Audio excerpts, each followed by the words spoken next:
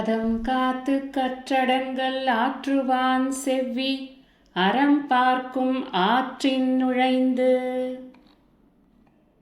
யார் கோபத்தை அடக்கி கொண்டு ஏன் அடக்கணுங்கிற விஷயங்களை, தர்ம விஷயங்களை எல்லாம் நன்கு கற்று அந்த அறிவுபூர்வமாக கோபத்தை அடக்கி கொண்டு தன்னுடைய வேலைகளை அவன் செய்து கொண்டிருக்கிறானோ அவனுக்கு அந்த அறக்கடவுளானது எப்போ உதவி செய்யணுமோ அப்போ உதவி செய்யும் அப்படிங்கிறது தான் இங்கே நாம் தெரிஞ்சுக்கொள்ளக்கூடிய ஒரு விஷயமாக இருக்கு. இந்த உதவி அறக்கடவுள் எப்போ உதவி செய்வார்னா நம்ம தர்மமாக இருக்கிறச்சே தான் உதவி செய்வார்.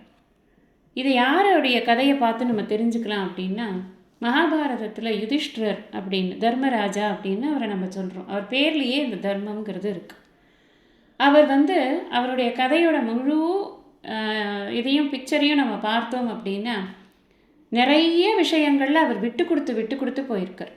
இந்த கௌரவர்களுடைய அடாவடித்தனம், அராஜகத்தனம் இது எல்லாத்தையுமே அவர் தன்னுடைய பொறுமை அப்படிங்கிற ஒரே ஒரு கொள்கையினால் அந்த கோபத்தை வெளிக்காட்டாமல், கோபத்தை வளர்த்துக்காமல் மனசுக்குள்ளே அவர் அவங்க மேலே எந்த ஒரு வெறுப்பையும் வளர்த்துக்காமல் அவர் தன்னுடைய வேலைகளை மாற்றம் பார்த்து கொண்டு போனார் அப்படின்னு பார்க்குறோம். நம்ம இதனால் என்ன அவருக்கு பலன் கிடச்சிது?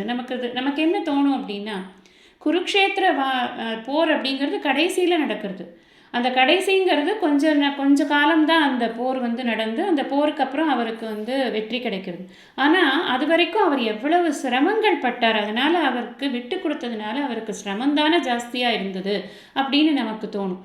ஆனால் அது உண்மை கிடையாது. உண்மை என்ன அப்படின்னு சொன்னால், அவர் அந்த மாதிரி கோபத்தை வெளிக்காட்டாமல், கோபத்தை வளர்த்துக்காமல், எல்லார்கிட்டையும் ஒரு சாதாரணமான ஒரு மனோபாவத்தோடு அவர் இருந்த காரணத்தினால அவருக்கு அந்த குருக்ஷேத்திர போரில் கிடைக்க வேண்டிய எல்லா விதமான சகாயங்களும் கிடைத்து, பகவான் ஸ்ரீகிருஷ்ணரே அவருடைய பக்கத்தில் இருந்து அர்ஜுனன் மூலமாக அந்த போர் அவ்வளவு காம்பீரியமாக நடந்து கடைசியில் அவர்களுக்கு நியாயமான ஒரு வெற்றியானது கிடைத்தது அப்படின்னு நம்ம பார்க்குறோம். இதுக்கு எல்லாத்துக்கும் என்ன காரணம் அப்படின்னு சொன்னால், அவர் பொறுமையாக இருந்தது தான் காரணம். இந்த வனவாசத்தின் போது கூட வனப்பருவத்தில் திரௌபதி அம்மா கேட்குறாங்க, எதுக்காக இவ்வளவு பொறுமையாக இருக்கீங்க, எதுக்காக இவ்வளவு நீங்கள் விட்டு கொடுக்குறீங்க, இவ்வளவு மன்னிக்கிறீங்க அவங்களையெல்லாம், இதெல்லாம் தேவையே இல்லை அவர்களுக்கு, இதுக்கெல்லாம் லாயக்கே இல்லை அப்படின்னுலாம் அவங்க நிறைய சொல்கிறாங்க. ஆனால் அவர் கேட்குறது இல்லை, பொறுமையாக இருப்போம், அதுக்கு நிச்சயமாக நல்ல பலன் கிடைக்கும் அப்படின்னே அவர் சொல்லி